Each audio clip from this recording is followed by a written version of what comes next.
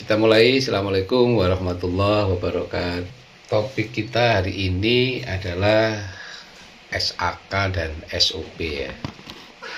Jadi sebelum masuk di dua topik itu, kita lihat dulu konsep yang kemarin. Ini mudah-mudahan saudara tidak lupa ya. Jadi di dalam manajemen keperawatan itu di planning kita harus menyusun standar kinerja sebagai patokannya. Nah, standar kinerja itu ada dua, SPO atau SOP boleh, dan SAK. Itu kalau di keperawatannya. Nah, kita bahas dulu SAK. SAK itu adalah standar asuhan keperawatan. Jadi perawat itu sebelum bekerja maka dia harus paham dulu SAK. Nah, SAK itu adalah milik rumah sakit. Jadi waktu kuliah itu kan teori ya, milik yang tua itu teori. Nanti setelah bekerja di ruangan atau di rumah sakit, maka seharusnya rumah sakit itu memiliki SAK, standar asuhan keperawatan, dan juga memiliki SOP atau SPO ya, standar operasional prosedur. Nah, kita masuk SAK dulu. Apa itu SAK? SAK adalah suatu patokan, suatu standar atau suatu kebijakan yang harus dilakukan oleh perawat terhadap keperawatan pasien. Nah, di SAK itu mengikuti 5 tahapan ya. Jadi pengkajian, diagnosis, perencanaan, implementasi, evaluasi, dan dokumentasi. Nah, sekarang kita masuk di sini. Nah, ilmu itu kan banyak sebenarnya. Nah, tetapi ilmu yang banyak itu harusnya rumah sakit mengkompilasi menjadi standar rumah sakit. Jadi contohnya ini, SAK gangguan pertukaran gas, SAK hipertermi, SAK ketidakefektifan bersihan jalan napas, dan lain-lain. Itu hanya contoh aja. Maka rumah sakit harus membuat kolom ini. Jadi judulnya adalah standar asuhan keperawatan, subjudulnya adalah gangguan pertukaran gas, domainnya 3. Misalnya itu ya, domain 3 itu kalau di SDKI namanya eliminasi dan pertukaran. Kelasnya 4, kelas 4 itu fungsi respirasi, kodenya 0030. Ini masuk SDKI. Maka ini harus diputuskan oleh rumah sakit. Gangguan pertukaran gas itu definisinya apa? Nah, ditulis di sini. Batasan karakteristiknya apa? Faktor yang berhubungan apa? Faktor risikonya apa? Populasi yang berisiko apa? Kondisi terkaitnya apa? Nursing outcome-nya apa? Nursing intervensinya apa? Ini ditulis di sini.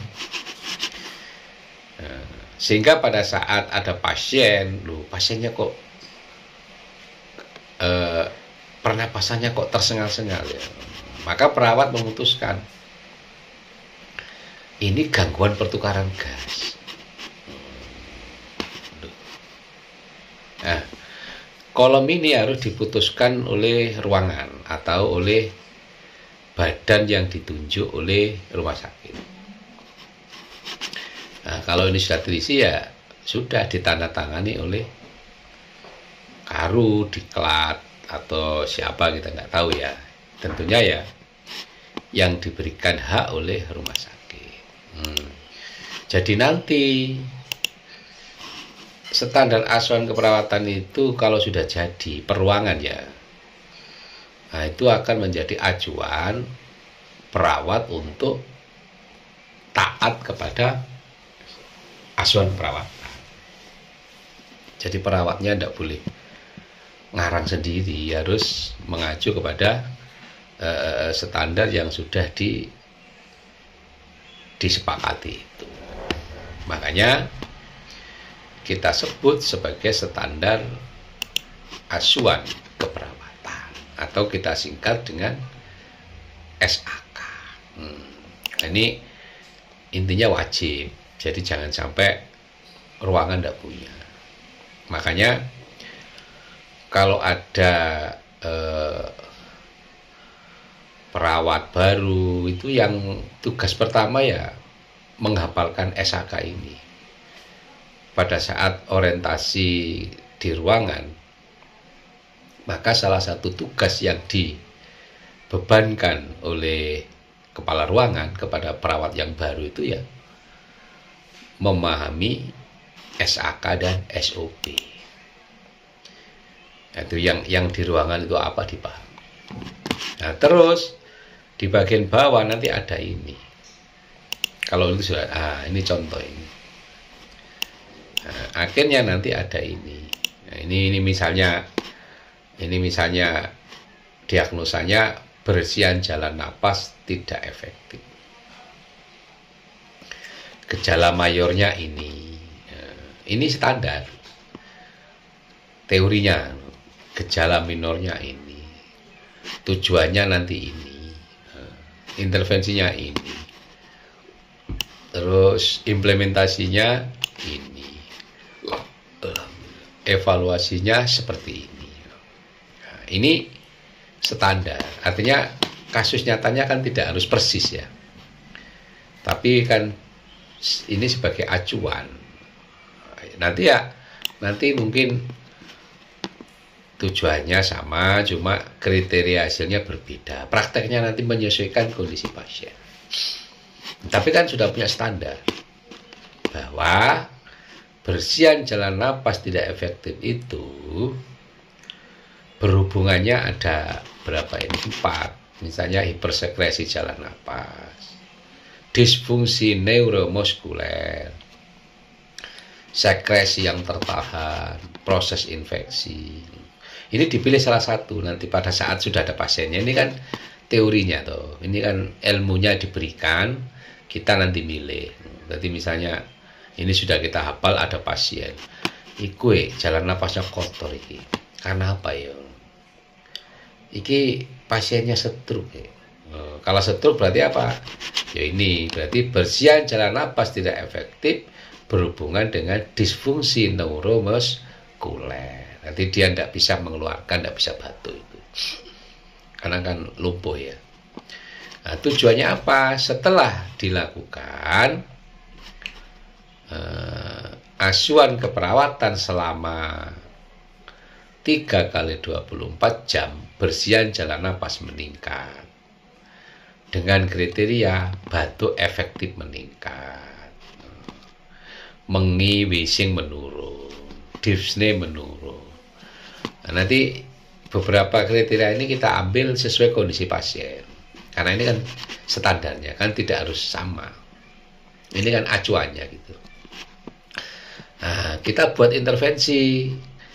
Intervensi apa? Observasi, monitor pola napas, monitor bunyi napas, monitor seputum, monitor saturasi oksigen. Nah, karena ini kan teori tuh ya. Nah, pasienmu apa? Pasienku hanya ini kok, saturasi oksigen sama monitor seputum, ya sudah ya monitor 2 aja. Jadi dipilih sesuai kondisi pasien. Terus terapeutiknya, pertahankan kepatenan jalan napas, posisikan pasien semivolet, beri minum hangat, lakukan fisioterapi dada, lakukan penghisapan lendir, lakukan hiperoksigenasi sebelum penghisapan. Edukasinya apa? Ajarkan. Kolaborasinya apa? Memberikan ekspektoran. Nanti kita pilih sesuai kondisi pasien. Nah, implementasinya memonitor dan seterusnya. Evaluasinya swab, subjektif, data yang didapat dari pasien keluarga menggunakan bahasa pasien bukan bahasa ilmiah dan lain-lain. Nah, ini Bapak Ibu, kita sebut ini sebagai standar asuhan keperawatan. Yang kedua adalah SOP. SOP adalah standar asuhan, standar operasional prosedur. Nah, SOP itu ada 2 di ruangan itu. SOP prasat adalah cara untuk menginfus, cara untuk memasang kateter, cara untuk injeksi, dan lain sebagainya. Itu kita sebut SOP tindakan. Tetapi di ruangan harus ada SOP manajemen. Cara penerimaan pasien baru, cara operan. Ini minggu depan sudah mulai membuat SOP ini ya. Ini pengenalan minggu ini.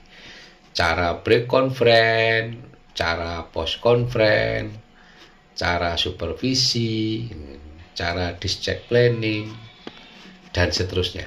Nah, ini kita sebut SOP manajemen. Ini juga harus dibentuk seperti ini. Jadi karena menjadi SOP, maka harus dibentuk menjadi bagan. Apakah wajib Pak seperti itu? Ya, karena memang standarnya begitu. Maksudnya standar dari Depkesnya ya seperti itu. Artinya dari teori dimasukkan ke dalam kolom, maka akhirnya menjadi standar. Nah, ini kolom contohnya. Jadi nanti di kolom ini harus ada logo rumah sakit.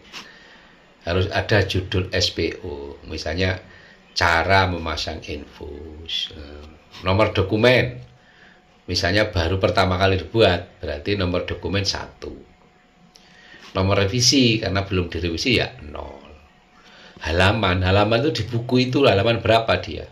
Karena dia dibuat pertama kali ya halaman 1, misalnya loh ya.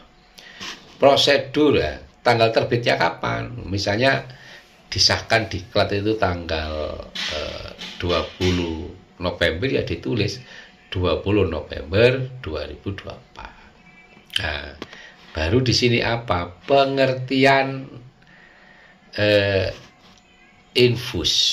Ditulis di sini. Tapi ini musyawarah ya. Kebijakan, prosedur, unit terkait. Wes.